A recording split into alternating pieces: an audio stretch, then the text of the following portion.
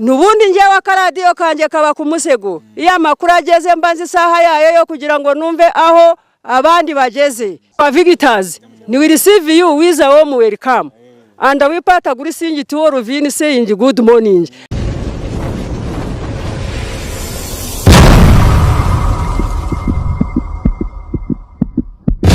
Rwabo Yudita umukecuru w'umusirimu cyane uretse kuba yaduka mu Cyongereza nk'uwakize university azwiho kuba yaragize ijwi ryabaye ikimenya bose mu Rwanda no mu mahanga ryageraga riti nubundi njyewe akaradiyo kanjye kaba kumusego iyo amakuru ageze mbanze isaha yayo yo kugirango numve aho abandi bageze. Amazina yiswe n'ababyeyi yatangiye gusibangana ahubwo abantu batangiye kumumenya nka karadiyo.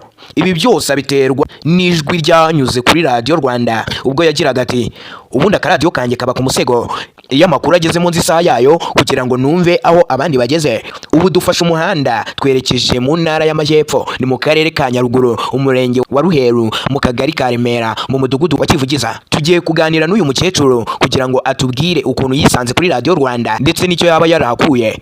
Mbahaye ikaze, njye nitwa Justin Rakoze umuhungu wanyu ari kuri Kigali TV Show.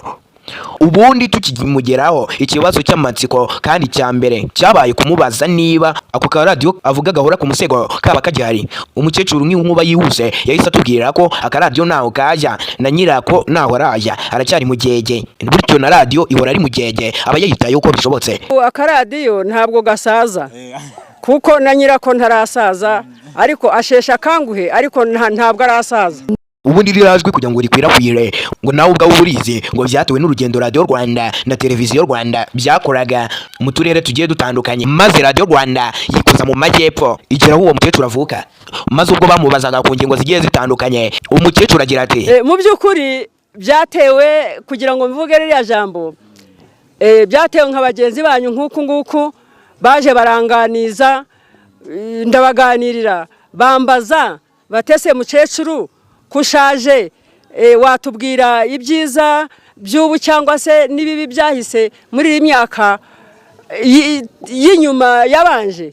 Nubundi njyewe akaradiyo kanjye kaba kumusego iyo amakuru ageze mbanze isaha yayo yo kugirango numve aho abandi bageze. Ubwo abanyamakuru barahangaha baratangaye cyane ndetse icyabatangaje cyane kuruta ibindi byose ntabwo ari irirajwi ahubwo ni ukubera ukuntu uyu mukecuru ku myaka ye yadidimuje ururimi rw'Icyongereza ariko baha ikaze yavuze Icyongereza nabo ubwabo bagira ubwoba barikanga. Dore uko byagenze. Wa Mucecuru we ko mbona ushaje rwose abaterebo igifaransa urakizi ni igifaransa gusa ati ikindi wamenya se ntinakongereza nshobora kugakora rwose wambwira gake ati nkumva na visitors we will receive you with a warm welcome and we part agree sing to all of you saying good morning. Ati yampaye inka rero ati wa mukecuru we igifaransa Icyongereza nk'ibyo bintu bikura he ubimenye ute byaje gute.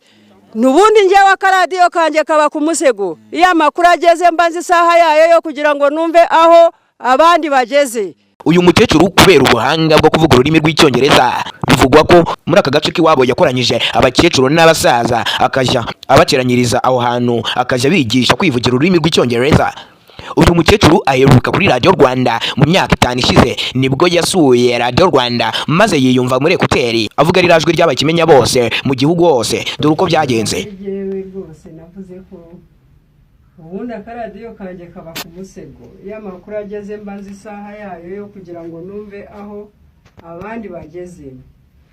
Isaha rero yageze natwe tuyinjiyemo turi kumwe n'uwabivuze yicaye muri studio za Radio Rwanda ivugiye Kigali. Uyu mukecuru uretse kuba akaradiyo ke gahora ku musego burya ngo ntago akunda amakuru gusa ahubwo akunda n'ibijyanye n'umupira w'amaguru kuko ngo akunda match cyane akunda umupira bihagije ku buryo aba yumva umupira udashobora kumucika. Erega burya ngo ni n'umufana w'amakipe yagiye akomeye mu Rwanda. Dore uko abivuga kabisa rwose cyane cyane ndetse nakundaga n'umupira nkakina umupira mu myaka ingahe wari ufite inga uheruka ko gakina ryari? Kukina burya n'abafana burya bakina umupira ndi umufana cyane cyane rwose n'abantu bose barabizi na usanga n'abawutera hano n'abanyeshuri bajya kuvuga bati nimujye kutuzanira wa mukecuru azadufane kubera ko nkunda umupira. Mu makipe akomeye hari yuzi ndayazi mu Rwanda cyane ikipe mfana ikipe y'Amavubi y'igihugu na peri ayo makipe rwose ndayafana cyane. Uri umufana wa APR? Ndi umufana wa APR. Uyu mukecuru wo muri Nyaruguru nubwo afite byinshi arusha abakecuru bo muri aka gace k'iwabo, ariko kandi ngafite na byinshi yifuza. Bimwe muri byo ngo nukuba bamutembereza kuri stade akabasha kwirebera agapira. Witegereje umukecuru mu by'ukuri ubona akakeye kandi adakeye ku isura gusa, ahubwo no mu mutwe arakeye cyane. Uyu mukecuru ikindi cyifuza afite ngo nuko umubona wese yazajya musura mu rugo iwe akareba ako karadiyo ke kaba ku musego, maze akagira ibindi biganirira. Noneho muri aka gace atuyemo yibasiwe no kumwita akaradiyo abandi ati kari ku musego. Iri zina yamaze kuryakira, yamaze no kurikunda. N'uwamuhamagara akaradiyo cyangwa kari ku musego nta kibazo rwose mushobora kugirana. Ubu ngubu hano muri aka gace niko yitwa. Uyu mukecuru niwe waduteranyirije hano kuri Kigali TV show. Nge nitwa Justin, umuhungu w'Abanyarwanda.